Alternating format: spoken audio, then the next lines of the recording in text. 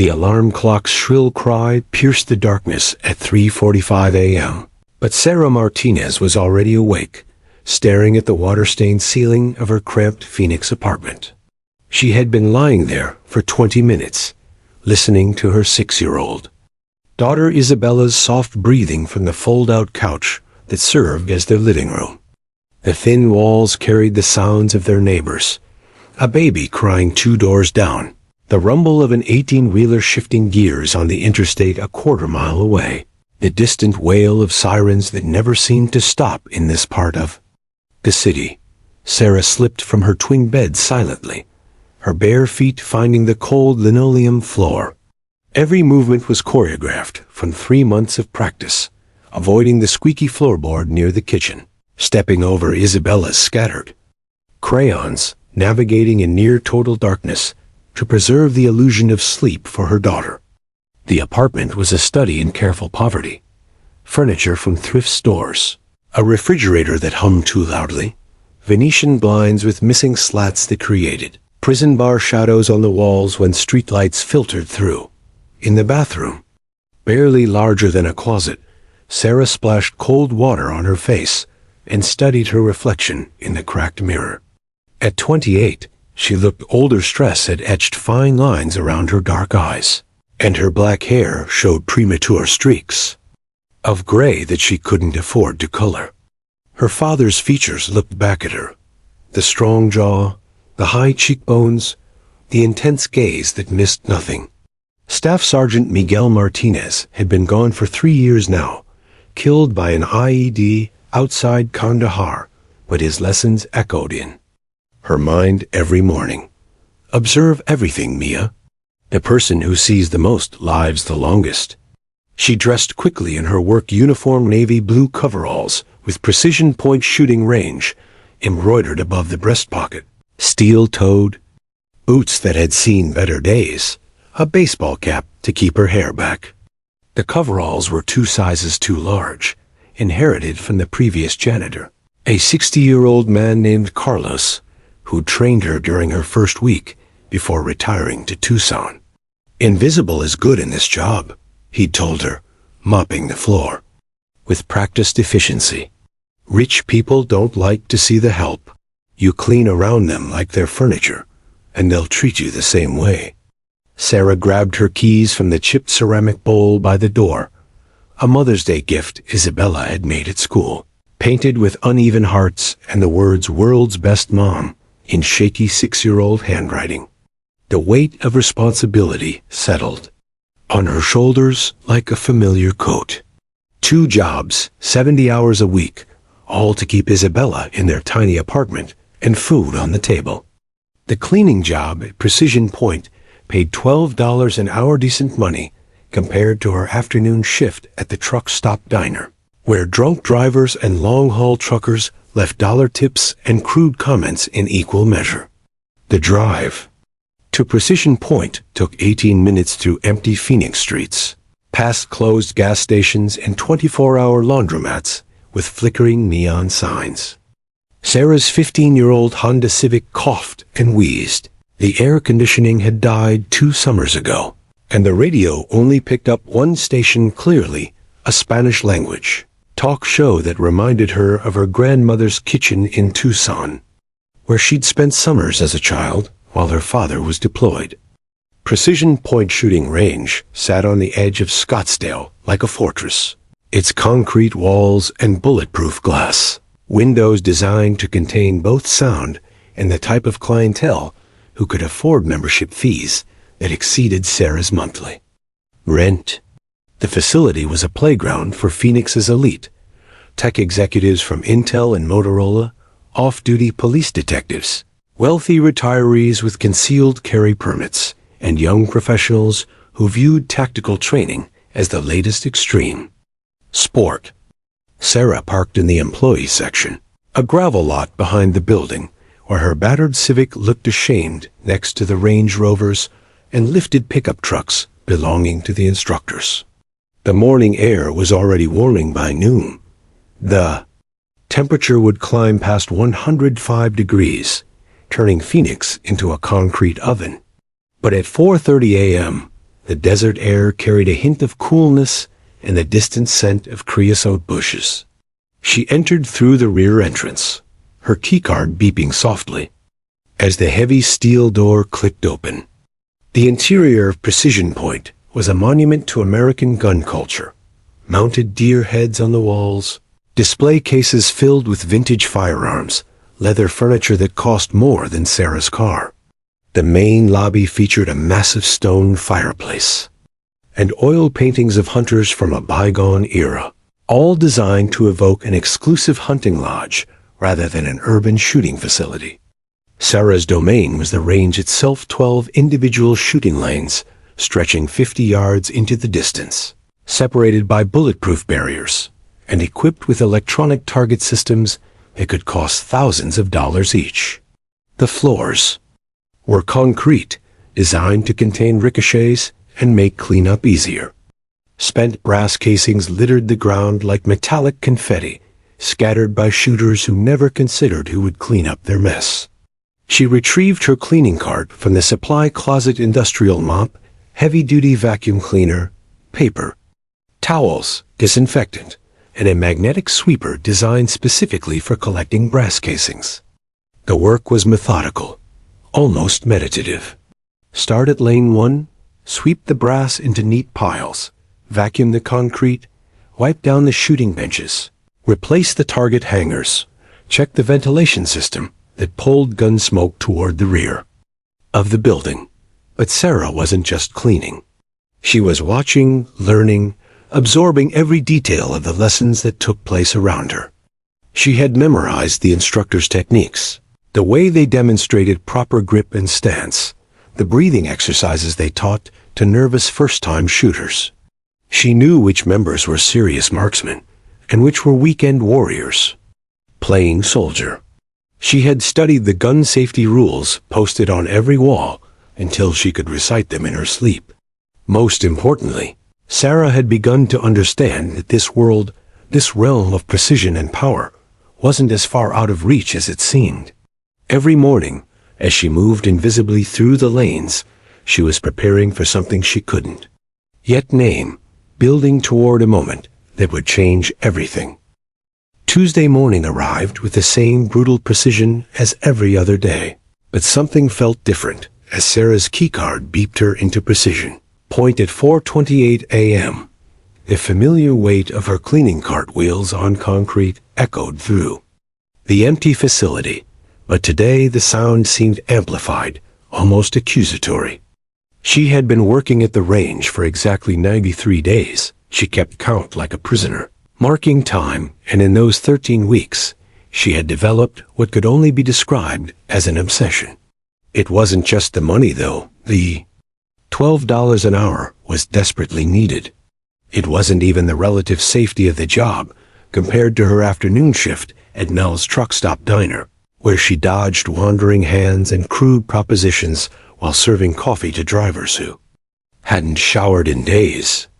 No, what drew Sarah deeper into this world was something her father had planted in her mind 15 years ago, during one of his last visits home before his final deployment. Every weapon tells a story, Mia, Staff Sergeant Miguel Martinez had said, field stripping his service pistol at their kitchen table while 10-year-old Sarah watched with fascination. The story of the person who holds it. Are they afraid? Confident? Prepared? Reckless? His calloused hands had moved with mechanical precision, breaking down the Beretta M9 into its component parts.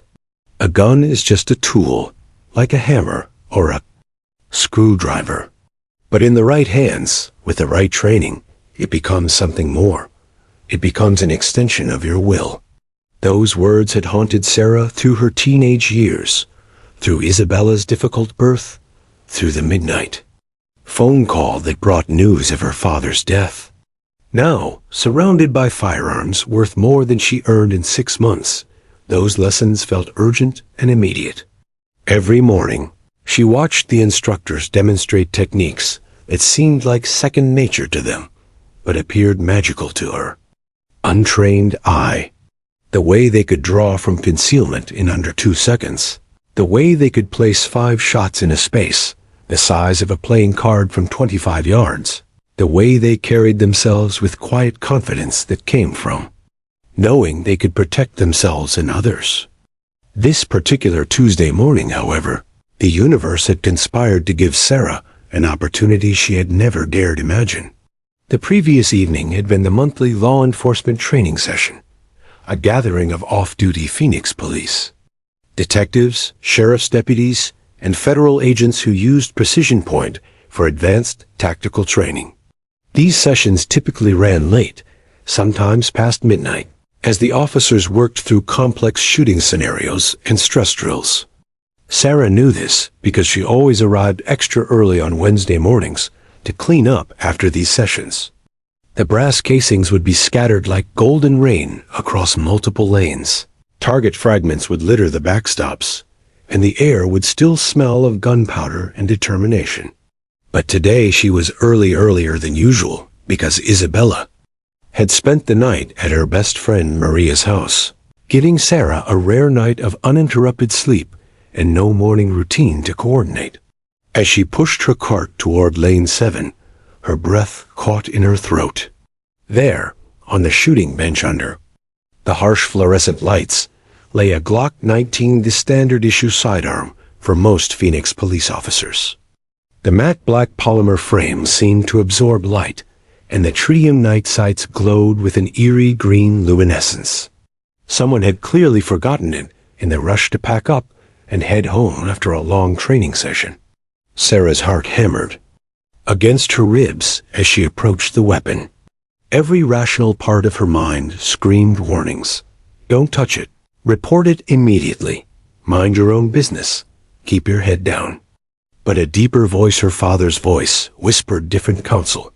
Knowledge is power, Mia. And power unused is just potential wasted. She glanced around the empty facility, confirming she was completely alone. The security cameras were positioned to monitor the shooting lanes for safety violations, not to watch the cleaning staff. The range wouldn't officially open for another 4 hours. Tom Bradley, the range master, typically didn't arrive until 6:30 a.m., and the first customers rarely showed up before 8 a.m. With trembling hands, Sarah reached for the Glock, the first thing she did ingrained muscle memory from her father's relentless safety training was point the muzzle downrange and engage the magazine release. The magazine dropped into her palm with a solid click, and she could see it was empty. Next, she pulled back the slide and visually inspected the chamber, confirming no round was present. Only then did she allow herself to truly handle the weapon. The Glock felt different than she had expected. Heavier than her father's old Beretta, but more balanced. The polymer grip had an aggressive texture that provided secure purchase even with sweaty hands. The trigger guard was generously sized, designed to accommodate gloved fingers during tactical operations. This wasn't just a gun. It was a purpose-built tool for professionals who trusted their lives to its reliability. Sarah moved to stand directly in front of the mirror that ran along the back wall of each shooting lane, installed to help shooters check their stance and grip. What she saw reflected back surprised her. The woman in the mirror didn't look like a custodial worker or a struggling single mother. She looked like someone who belonged here, someone who understood the serious responsibility that came with holding a firearm. Her stance came naturally, feet shoulder-width apart, strong side. Foot slightly back, weight evenly distributed. Her grip was instinctive, high on the backstrap, thumbs forward, support hand wrapped around her shooting hand with firm, consistent pressure. She had watched this exact technique demonstrated hundreds of times, studied it like a doctoral student, preparing for comprehensive exams. Sarah raised the empty Glock, aligning the front sight with the rear sight and placing both on an imaginary target downrange. Her breathing slowed automatically. Inhale, partial exhale, hold, squeeze. Even without ammunition, she could feel the potential in this moment, the convergence of technique and instinct that separated trained professionals from casual enthusiasts. The sound of a door opening in the distance shattered her concentration. Like a gunshot, footsteps echoed from the front office, measured, confident footsteps that could only belong to one person. Tom Bradley had arrived early, and Sarah was holding a police officer's service weapon in an empty shooting range at 5:15 in the morning. Panic flooded her system as she carefully placed the Glock back on the shooting bench, exactly where she had found it. But it was too late. The footsteps were getting closer, and she could hear the distinctive jingle of Tom's keys as he made his morning rounds. In seconds, he would round the corner and find her standing over a firearm she had no business touching. Her career at Precision Point, her desperately needed $12 an hour, was about to end in the most humiliating way possible. The footsteps stopped directly behind Sarah, and she could feel Tom Bradley's presence like a physical weight on her shoulders. Time seemed suspended in amber. The fluorescent lights hummed their eternal tune. The ventilation system whispered through hidden ducts, and somewhere in the distance, a clock ticked away the seconds that might determine whether she kept her job or found herself explaining to a police officer why she had been handling a service weapon. "Ma'am, would you mind turning around slowly?" Tom's voice carried the calm authority of a man who had spent 30 years in situations where split-second decisions meant the difference between life and death. There was no anger in his tone, no accusation, just professional wariness mixed with something that might have been curiosity. Sarah's hands trembled as she placed them at her sides and turned to face the range master. Tom Bradley was 54 years old, built like a fire hydrant, with graying hair cropped in a military fade that hadn't changed style in 3 decades. His eyes were the pale blue of desert sky, and they missed nothing. He wore his usual uniform of khaki pants and a precision point polo shirt, but Sarah knew from overheard conversations that he had 22 years in the Army Rangers under his belt, including 4 deployments to Afghanistan and Iraq. "My father was Force Recon," Sarah said quietly, the words tumbling out before she could stop them. "Staff Sergeant Miguel Martinez, 3rd Battalion. He taught me weapons safety when I was 10 years old, before his last deployment." She gestured toward the Glock with a slight nod. "I found it on the bench from last night's training. I checked to make sure it was clear, magazine out, chamber empty, before I touched it." Tom's eyebrows rose slightly. Force reconnaissance. Marines were legendary, even among special operations. Community's elite warriors who combined the skills of Navy SEALs with the fighting spirit of Marine Corps infantry. If this young woman's father had been Force Recon, it explained the instinctive safety protocol he had just witnessed. "Show me," Tom said, stepping closer but maintaining a respectful distance. "Show me exactly what your father taught you about handling firearms." Sarah's heart hammered against her chest, but her hands remained steady as she reached for the Glock. "Treat every weapon as if it's loaded, even when you know it isn't," she recited, pointing the muzzle downrange before touching the pistol. "Never point the muzzle at anything you don't intend to destroy. Keep your finger off the trigger until you're ready to shoot. Be sure of your target and what's beyond it." She demonstrated each safety check her father had drilled into her memory: magazine release, visual chamber inspection, function check of the action. Her movements were deliberate and confident, showing respect for the weapon without fear or hesitation. Tom watched with growing interest, recognizing the ingrained habits that separated trained shooters from casual gun handlers. "Your stance," Tom said, gesturing toward the mirror. "Let me see your shooting position." Sarah moved automatically into the modified Weaver stance. Her father had preferred feet shoulder-width apart, strong side foot slightly back, knees slightly bent for stability. She brought the empty Glock up to her sight line, her grip high on the backstrap, thumbs forward in the modern technique that had largely replaced the old cup and saucer hold. "Jesus Christ," Tom muttered under his breath. In 30 years of Teaching firearms, he had seen thousands of students attempt their first proper shooting stance. Most looked like they were trying to swat flies or conduct an orchestra. Sarah looked like she had been born holding a pistol. "I've been watching," Sarah admitted, her voice barely above a whisper.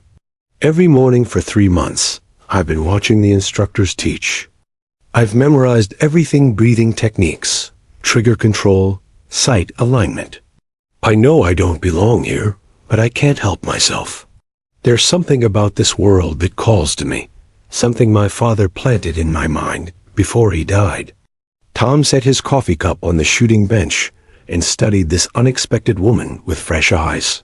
He had noticed her before, of course, the quiet Latina custodian who arrived before dawn and worked with meticulous efficiency. But he had never really seen her, never looked past the oversized coveralls and the invisible demeanor that marked her as part of the facility's background. Now, watching her handle a firearm with natural grace and instinctive safety consciousness, he realized he had been blind to something extraordinary. "What's your name?" he asked, though he knew he could find it in the employee records. "Sarah Martinez," she replied, finally lowering the pistol and engaging the manual safety. "I've been working here for 3 months. I have a 6-year-old daughter, Isabella, and I work a second job at Mel's truck stop in the afternoons. I need this job, Mr. Bradley. I can't afford to lose it." Tom nodded slowly, processing this information. He had built Precision Point into one of the most respected shooting facilities in Arizona by recognizing talent wherever he found it. Some of his best instructors had come from unlikely backgrounds: former kindergarten teacher who became a competitive marksman, a retired librarian who could outshoot most police officers, a 19-year-old college dropout who went on to win national championships. "I have a proposition for you, Sarah," Tom said, his voice taking on the tone of a man making a life-changing decision. "I need help with equipment maintenance and inventory management, tasks that require attention to detail and respect for expensive equipment. It would be evening work, after the range closes, maybe 10 hours a week. I can pay you $15 an hour for that work." Sarah's eyes widened. An extra $150 a week would mean she could finally get ahead of her bills, maybe even start saving for a better apartment in a safer neighborhood. "But," Tom continued, holding up a hand, "there's a condition. I want to train you properly. Real training, not the YouTube garbage most people learn from. I want to see how far this natural ability of yours can go. We'll start with basic marksmanship and work our way up to advanced techniques. No obligation beyond showing up and giving your best effort." Sarah stared at him in disbelief. "You want to teach me to shoot? Professionally?" "I want to see what your father started," Tom replied. "Miguel Martinez raised a daughter who handles firearms like she was born to it. I'm curious to discover what happens when that natural ability meets proper training." The offer hung in the air between them, like a bridge across an impossible chasm. On one side stood Sarah's current life, working 2 jobs, struggling to pay bills, invisible to the world around her. On the other side lay possibilities she had never dared imagine, opportunities that could transform not just her circumstances, but her entire identity. "When do we start?" she asked, her voice steady despite the revolution occurring in her heart. Tom smiled for the first time that morning. "Tomorrow, 5:30 a.m. Bring work gloves and safety glasses if you have them. We've got a lot of work to do." 3 weeks into her training with Tom Bradley, Sarah Martinez stood at Lane 5 of Precision Point at 5:45 a.m., her hands trembling despite the controlled environment. The Ruger Mark .4.22 caliber pistol felt both familiar and alien in her grip. Familiar because she had dry fired it dozens of times under Tom's supervision. Alien because today would be the first time she sent live ammunition downrange under her own control. The morning ritual had become sacred to Sarah. She would arrive at 4:30 a.m. for her regular cleaning duties, methodically working through the facility until Tom appeared with his thermos of black coffee and his weathered range master hat. They would spend 30 minutes on equipment maintenance, cleaning firearms, checking target systems, organizing ammunition inventory, before transitioning to what Tom called education time. Shooting is 10% physical technique and eyes, 90% mental discipline, Tom had explained during their second session, watching Sarah practice her grip on an unloaded pistol. Any fool can pull a trigger. The question is whether you can control your breathing, manage your heart rate, and maintain perfect form while your adrenaline is screaming at you to hurry up and shoot. Sarah had proven to be an exceptional student in everything except the actual shooting. Her stance was textbook perfect, refined through hours of mirror work and Tom's constant corrections. Her trigger control was smooth and consistent during dry fire exercises. Her knowledge of firearm safety had expanded beyond her father's basic lessons to encompass advanced range protocols and emergency procedures. But she had never actually fired a shot under pressure, and both she and Tom knew that live fire would reveal whether her natural ability was real or just an illusion. The target at 7 yards looked impossibly small, despite being a generous 8-inch bullseye. Sarah had watched other students shoot at this distance, businessmen celebrating, bachelor parties, nervous housewives taking their first shooting lesson, off-duty security guards maintaining their qualifications. Most of them could hit the target consistently, but few could achieve the precision that Tom seemed to expect from her. "Remember what we practiced," Tom said quietly from his position slightly behind and to her right. He wore electronic hearing, protection and safety glasses, but his voice came through clearly via the range's communication system. "Sight alignment is everything. Front sight, front sight, front sight. The rear sight and the target should be slightly blurry. Your eye can only focus on one thing at a time. Make sure it's the front sight." Sarah nodded, trying to slow her racing heartbeat. She had loaded the magazine herself, under Tom's supervision, 10 rounds of Federal Champion .22 long rifle ammunition, each cartridge precisely the same as thousands she had swept up during her cleaning duties.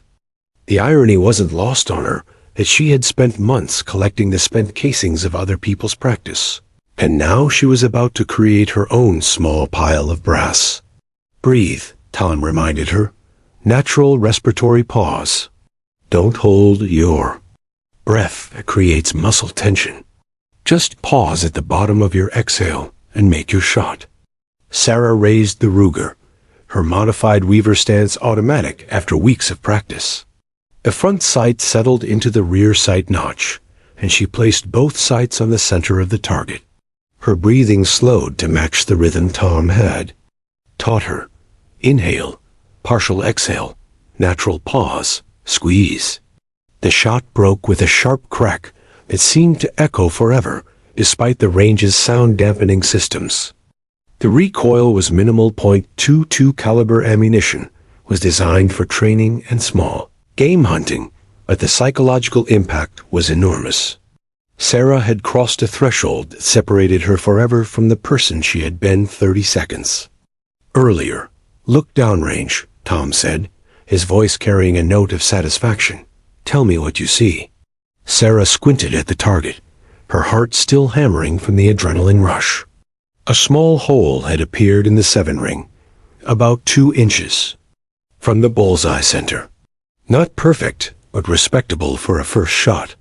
7-ring, 2 o'clock, she reported, using the terminology Tom had drilled into her. "Outstanding," Tom replied, and Sarah could hear genuine pride in his voice. "Most first-time shooters are lucky to hit the paper. You just placed a shot." "In the scoring rings, how did it feel?" Sarah considered the question carefully. The physical sensation had been manageable, a sharp report, minimal recoil, the smell of burned gunpowder mixing with the range's ventilation system. But the psychological impact was profound. She felt connected to her father in a way she hadn't experienced since his death, as if his spirit was guiding her hands and steadying her nerves. It felt right, she said simply.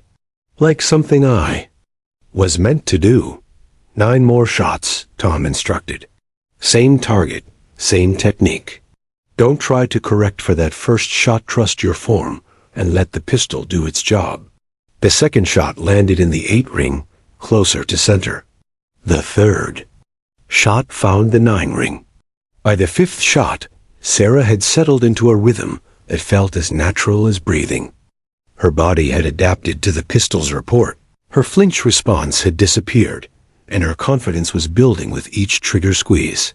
Cease fire, Tom called after the 10th shot. Make your pistol safe, can step back from the line. Sarah engaged the manual safety, ejected the empty magazine, and locked the slide open to visually confirm the chamber was empty. The same ritual she had performed countless times with unloaded weapons, now invested with new significance. Tom pressed a button that brought the target forward on its electronic carrier system. What Sarah saw made her gasp audibly.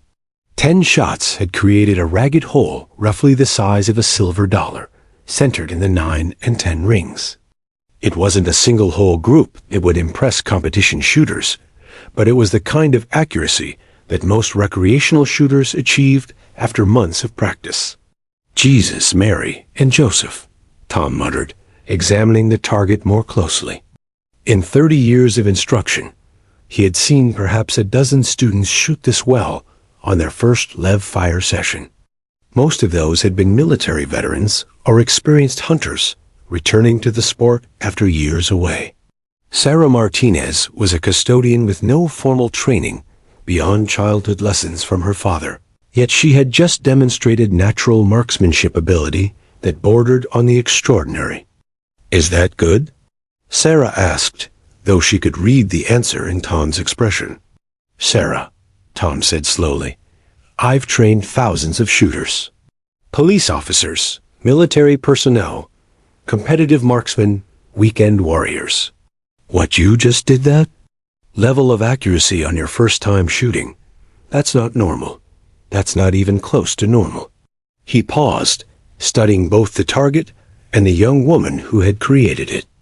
I think we need to adjust our training plan, he continued.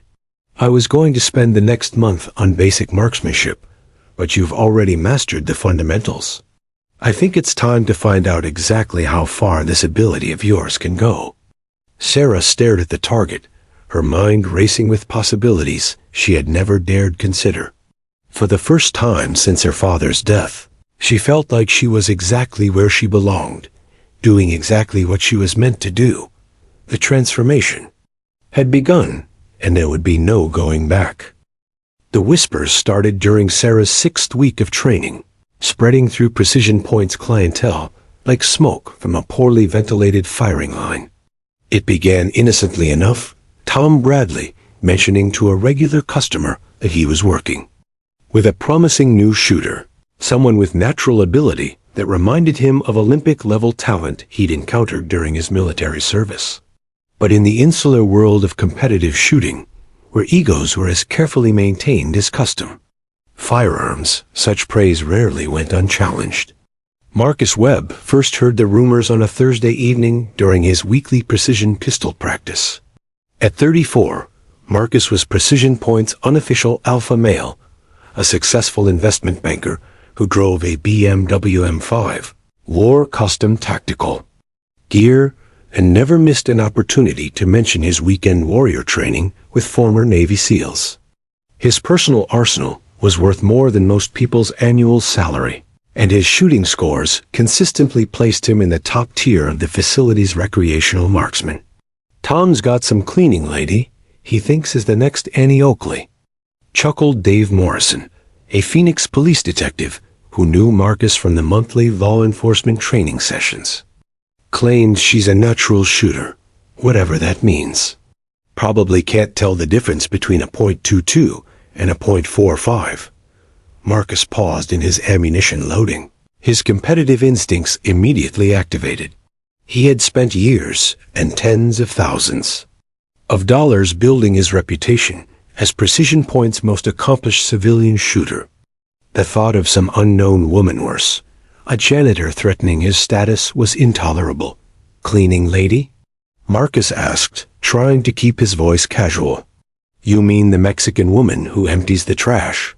"That's the one. Sarah something. Martinez, I think. Tom's been giving her private lessons before the range opens, supposedly teaching her advanced techniques. Jimmy saw them working together last week, said she was shooting groups that would make most cops jealous." The conversation continued around Marcus, but he had stopped listening. His mind was already working through the implications and his response. Marcus Webb hadn't become a successful investment banker by allowing challenges to his authority to go unanswered. He had built his reputation on calculated dominance, whether in boardrooms or on firing lines. Over the next week, Marcus made it his business to learn everything he could about Sarah Martinez. The intelligence gathering was subtle but thorough conversations with staff members, casual questions to Tom Bradley, observations during his regular practice sessions. What he discovered only intensified his concern. Sarah was indeed showing remarkable progress under Tom's tutelage. She had advanced from basic marksmanship to intermediate techniques in record time, mastering shooting positions and accuracy, standards that typically took months to develop. More concerning from Marcus's perspective, she was generating genuine enthusiasm from Tom Bradley, a man whose approval Marcus had spent 2 years trying to earn. The breaking point came on a Tuesday evening during Marcus's regular practice session. He had been working on precision drills at 25 yards, shooting his custom 1911 pistol with hand-loaded competition ammunition that cost $3 per round. His groups were respectable, roughly 3 inches at that distance, but not as tight as he preferred. As he prepared for another string of fire, he overheard a conversation between 2 range safety officers.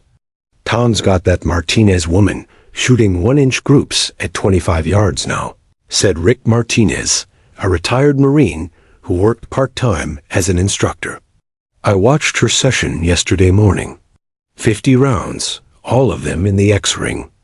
Most consistent shooting I've seen from anyone who's been training less than 2 months." "No kidding?" replied James Chun, a competitive shooter who had represented Arizona in regional championships. "Think she's got national-level potential?" "Tom seems to think so. He's already talking about getting her into USPSA matches, maybe even precision pistol competitions. Says she's got the kind of natural ability you can't teach." Marcus felt his jaw clench involuntarily. 1-inch groups at 25 yards was serious precision shooting, the kind of accuracy he achieved only on his best days with perfect conditions and maximum concentration.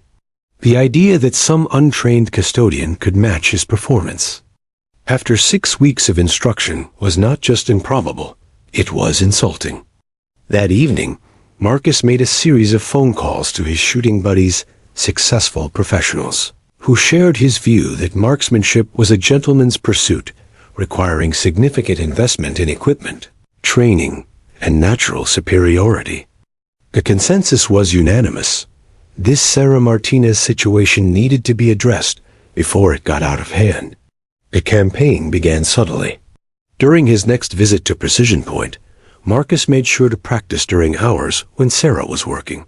He spoke loudly about wannabe shooters who think they can shortcut their way to competence, making sure his comments carried to where Sarah was cleaning nearby lanes.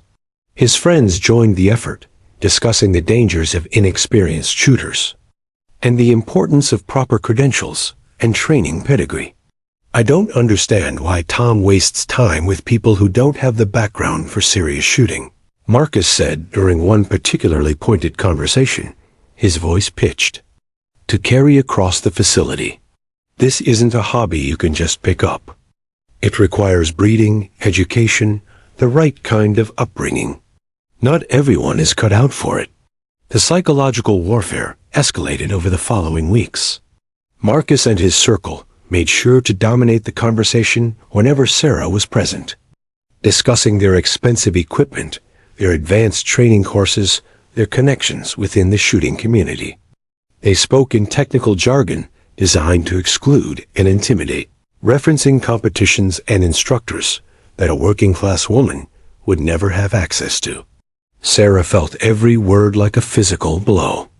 She had faced discrimination before, as a single mother, as a Latina in predominantly white spaces, as a working-class woman in environments designed for the wealthy. But this felt more personal, more targeted. These men weren't just dismissing her ability. They were attacking her right to even attempt to belong in their world. The comments followed her throughout her workday, echoing in her mind as she emptied trash cans and mopped floors. Not everyone is cut out for it. Doesn't have the background. Wannabe shooter. Each phrase felt like a verdict on her worth, her potential, her dreams of transformation. Tom Bradley noticed the change in Sarah's demeanor during their training sessions. Her confidence, which had been building steadily over weeks of success, began to waver. Her groups opened up slightly. Her focus seemed scattered, and she asked fewer questions about advanced techniques. "Something bothering you?" Tom asked after a particularly inconsistent practice session. Sarah hesitated, not wanting to seem weak or complaining. "Some of your regular customers don't think I belong here," she said finally. "They think I'm wasting your time." Tom's expression darkened. He had suspected something like this might happen. He had seen it before when outsiders challenged the established hierarchy of competitive shooting.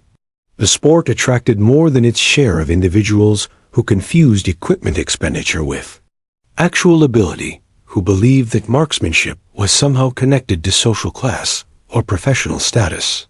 "Sarah," Tom said quietly, his voice carrying the authority of 3 decades in shooting sports, "I want you to remember something.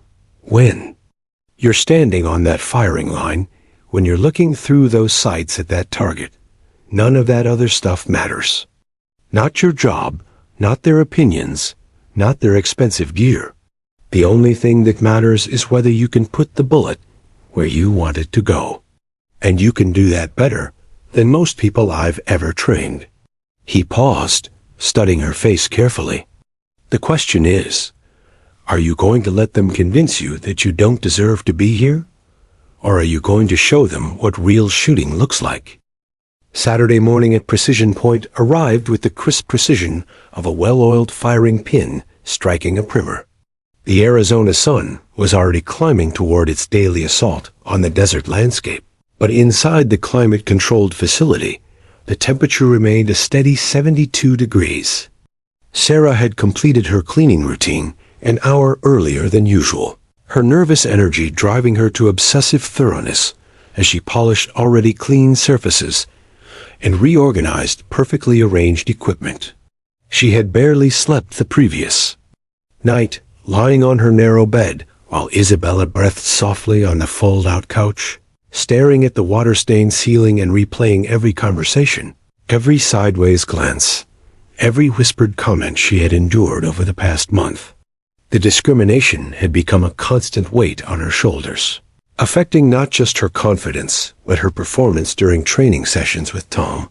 At 8:47 a.m., Marcus Webb's BMW M5 pulled into the parking lot with its characteristic aggressive rumble, the metallic blue paint gleaming like polished steel in the morning sunlight. Marcus emerged from the vehicle, wearing what could only be described as a costume: tactical cargo pants in desert tan, a moisture-wicking polo shirt with subtle military-style patches, and boots that cost more than Sarah's monthly grocery budget. His gear bag was a masterpiece of organization custom foam-lined case containing his Wilson Combat 1911 hand-loaded competition ammunition, electronic hearing protection, and shooting glasses that incorporated heads-up display technology. Marcus had spent the drive to Precision Point, psyching himself up for what he considered a necessary confrontation. In his mind, This wasn't about bullying a working-class woman. It was about maintaining standards, protecting the integrity of serious marksmanship, and ensuring that people understood their proper place in the hierarchy of competitive shooting. He had convinced himself that he was performing a public service by exposing what he assumed would be Sarah's limitations. "Morning, Tom," Marcus called out as he entered the facility, his voice carrying the false joviality of a predator approaching. "It's prey. Beautiful day for some precision work, don't you think?" Tom Bradley looked up from the registration desk, his experienced eyes immediately reading the aggressive energy radiating from Marcus. In 30 years of managing shooting ranges, Tom had developed an almost supernatural ability to detect trouble before it fully materialized. Everything about Marcus's demeanor, his overly casual tone, his choice to arrive during Sarah's working hours, his elaborate tactical costume suggested that this visit was about more than practice. "Marcus," Tom replied neutrally, "what brings you in so early today?" "Oh, just wanted to get some quality range time before the weekend crowd shows up," Marcus said, his eyes scanning the facility until they found Sarah methodically checking target systems at lane 12. "But I have to admit, I'm curious about this protege of yours. Word is getting around about her supposed abilities." The word "supposed" hung in the air like gunsmoke, its implication clear to everyone within earshot. Two other customers, both regulars who had witnessed Marcus's previous comments about Sarah, looked up from their equipment preparation with obvious interest. The Saturday morning shooting community was small and tightly knit. Any drama would be discussed and analyzed for weeks. "Sarah's making excellent progress," Tom said carefully, his tone professional, but with an underlying warning that Marcus either didn't catch or chose to ignore. "I'm sure she is," Marcus replied, his smile sharp as a blade. "But you know, Tom, there's practice range shooting, and then there's real marksmanship under pressure. Anyone can look good shooting at paper targets when there's no stakes involved." Sarah had stopped her equipment check, her hands frozen on a target carrier control, as she realized she was about to become the center of attention in the worst possible way. Every instinct told her to retreat, to make herself invisible, to avoid the confrontation that was building like a thunderstorm on the horizon. But Tom's words from the previous week echoed in her memory. "The only thing that matters is whether you can put the bullet where you want it to go." "What exactly are you suggesting, Marcus?" Tom asked, his voice dropping into the register he had used as a ranger squad leader when situations were about to turn dangerous. Marcus's grin widened. He had expected Tom to deflect or change the subject, and the direct challenge gave him the opening he had been hoping for. "I'm suggesting a friendly competition. Nothing formal, just a little precision drill to see how our rising star performs when there's an audience." The facility had grown noticeably quiet. Even the ventilation system seemed to hush as other shooters sensed the drama unfolding. Sarah felt every eye in the building turn toward her and her face flushed with a combination of embarrassment and anger that made her hands tremble. 50 rounds at 25 yards, Marcus continued, his voice now carrying to every corner of the range. Standard NRA precision targets. Winner gets bragging rights. Loser gets a reality check about their abilities. Tom started to intervene, but Sarah surprised everyone, including herself, by speaking up. "What kind of competition?" she asked, her voice steady, despite the adrenaline coursing through her system. Marcus's eyes lit up with predatory satisfaction. "Slow fire precision. 50 rounds, unlimited time, best score wins. We'll even make it interesting. If you beat me, I'll publicly apologize for any comments I might have made about your shooting. If I win ... double quotes." He paused dramatically. "Well, maybe you'll realize that some people are cut out for serious marksmanship, and others aren't." The challenge was carefully constructed to be as humiliating as possible for Sarah. Marcus had chosen his strongest discipline: precision, shooting with unlimited time, and had structured the stakes to maximize her embarrassment if she lost. Worse, he had done it publicly, ensuring that backing down would be as damaging to her reputation as losing. Sarah looked around the facility at the faces watching her, seeing mixtures of curiosity, skepticism, and in some cases, barely concealed, excitement at the prospect of witnessing her failure. These were Tom's other customers, successful professionals who had never questioned their right to belong in this space, who had never been made to feel that their presence was somehow inappropriate or temporary. For a moment that stretched like eternity, Sarah considered declining. She could make an excuse, disappear into her cleaning duties, avoid the risk of public humiliation. But then she thought about her daughter Isabella, about the example she was setting, about all the times in her life when she had been told she didn't belong somewhere, and had accepted that verdict without fighting back. Standard NRAB 8 targets. At 25 yards? Sarah asked, her voice growing stronger with each word. That's right, Marcus confirmed, clearly delighted that his trap was working perfectly. And you'll shoot first? Marcus's confidence wavered slightly. He had expected her to ask for some kind of accommodation or handicap, not to volunteer to shoot under the additional pressure of following his performance. If that's what you prefer, he said, trying to maintain his casual tone. Sarah nodded. Slowly, her mind already shifting into the focused state that Tom had taught her to cultivate during training. Then let's do it, she said simply. Tom watched this exchange with growing concern and pride in equal measure. He had seen Sarah's abilities develop over weeks of intensive training, and he knew she was capable of extraordinary accuracy. But competition shooting under pressure was different from practice, and Marcus Webb, for all his arrogance, was genuinely skilled marksman with years of experience. All right, Tom said, accepting his role as informal match director. Lane 5, 25-yard line. Marcus shoots first, Sarah follows. 50 rounds each, slow fire precision, highest score wins. Everyone else observes from behind the firing line. As word spread through the facility, more shooters began gathering to witness what was already being called the most interesting challenge. Match in precision points history. Sarah Martinez, the invisible custodian, was about to step into the spotlight in the most high-stakes way imaginable, with her reputation, her confidence, and her future in the shooting sports community hanging in the balance.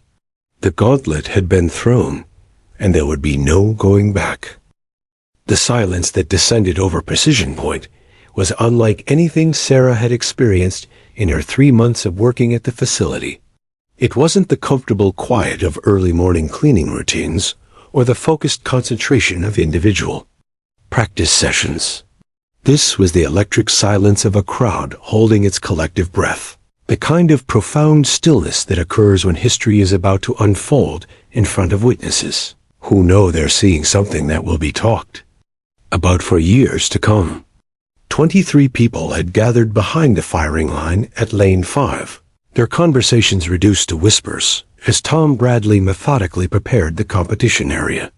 The electronic target system hummed to life, sending 2 pristine NRAB 8 bullseye targets to the 25-yard line with mechanical precision.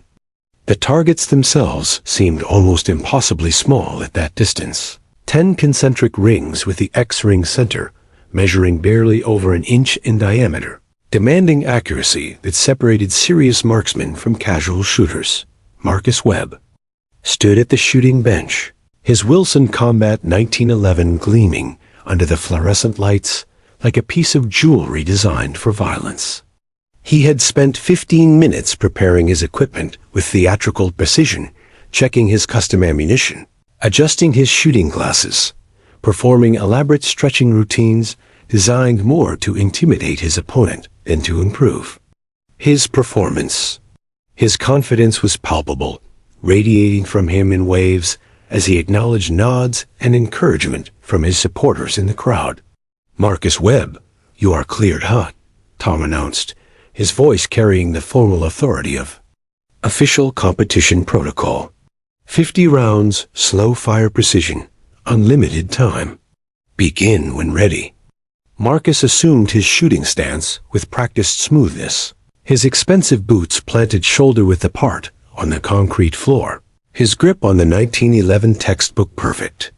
He had invested thousands of hours and tens of thousands of dollars into achieving this level of competence, attending advanced shooting schools, hiring private instructors, competing in regional matches across the Southwest. This was his domain, his moment to demonstrate the superiority that he believed separated him from pretenders and wannabes.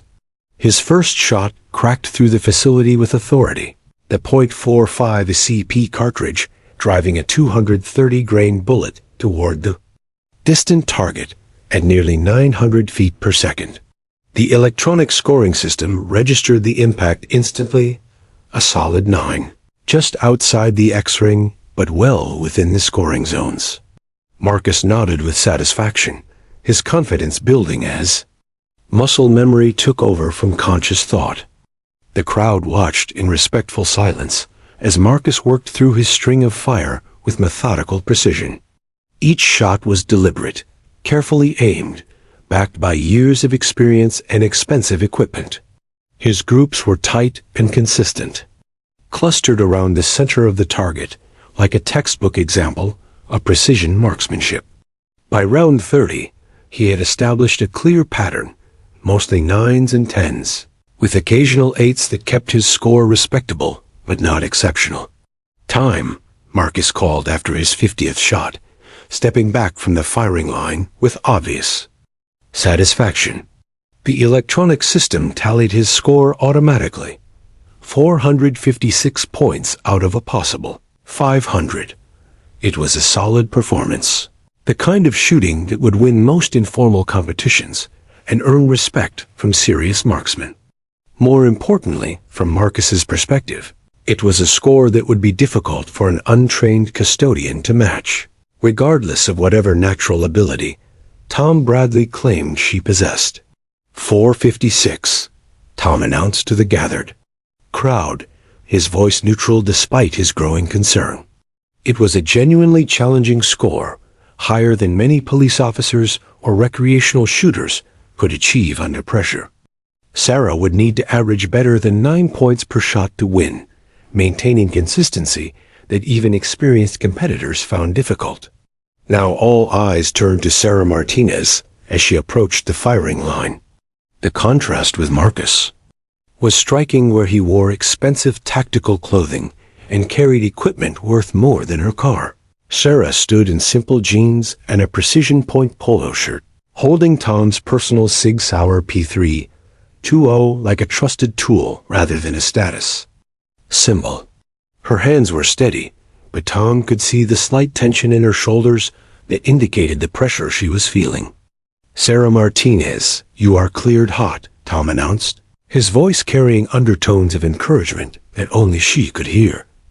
50 rounds, slow fire precision, unlimited time. Begin when ready. Sarah stepped to the line and assumed her stance feet. Positioned precisely as Tom had taught her, weight evenly distributed, grip high and consistent on the SIG's polymer frame. She had fired thousands of rounds in training over the past 2 months, but never under this kind of scrutiny, never with her entire future in the shooting community riding on the outcome. Her first shot seemed to echo forever in the hushed facility. The 9mm bullet found its mark in the 9 ring, a solid start that drew approving murmurs from the crowd. But Sarah barely heard them. She had already entered the focused mental state that Tom called the zone, where conscious thought faded away and shooting became an extension of pure will. A second shot landed in the 10 ring. The third found the X-ring center with surgical precision. By her 5th shot, the crowd's murmurs had faded to complete silence as they realized they were witnessing something extraordinary. Sarah wasn't just shooting well, she was shooting with machine-like consistency, each round finding the center of the target with mechanical precision. Tom watched with growing amazement as Sarah worked through her string of fire. Her breathing was controlled and rhythmic, her trigger pulls smooth and consistent, her follow-through textbook perfect. More importantly, she seemed completely unaffected by the pressure of competition, treating each shot like a private training session despite the audience of skeptics watching her every move. Shot after shot found the center of the target. The electronic scoring system registered 10 after 10, with multiple shots landing in the X-ring that represented perfect center hits. The crowd's silence deepened with each perfect impact as even Marcus's supporters began to realize they were witnessing something that transcended normal recreational shooting. By round 30, Sarah had built an insurmountable lead. By round 40, she was shooting a score that would challenge regional competition records. As she fired her final 10 shots, the silence in the facility was so complete that the slight click of the SIG's trigger could be heard from 20 feet away. "Time," Sarah called softly, stepping back from the firing line with the same quiet dignity she had shown while cleaning the facility for 3 months. The electronic scoring system processed her target for what seemed like an eternity before, displaying the result: 486 points out of 500. Not just a winning score, but a performance that ranked among the finest precision shooting anyone at Precision Point had ever witnessed. The silence stretched for heartbeats as the full impact of what they had just seen settled over the crowd. Sarah Martinez, the invisible custodian, the woman they had dismissed and mocked, had just delivered a shooting performance that belonged in national-level competition, not in a local facility challenge match. Marcus Webb's face had gone pale, his earlier confidence evaporating like morning mist in the desert sun. The woman he had tried to humiliate had instead revealed him to be exactly what he had always feared, a pretender whose expensive equipment and elaborate training could never compensate for the absence of genuine natural ability. 9 months after the competition that changed everything, Sarah Martinez stood in the executive conference room of Blackstone Security Solutions, 30 floors above downtown Phoenix, watching the sunrise paint the desert mountains in shades of gold and crimson. The woman reflected in the floor-to-ceiling windows bore little resemblance to the invisible custodian, who had once swept brass casings at 4:30 a.m. Gone were the oversized coveralls and steel-toed boots, replaced by professional attire that commanded respect without sacrificing functionality. Her posture radiated quiet confidence, the bearing of someone who had discovered not just what she was capable of, but who she truly was. The transformation hadn't happened overnight. In the immediate aftermath of her stunning victory over Marcus Webb, Sarah's life had begun changing in ways she never could have imagined.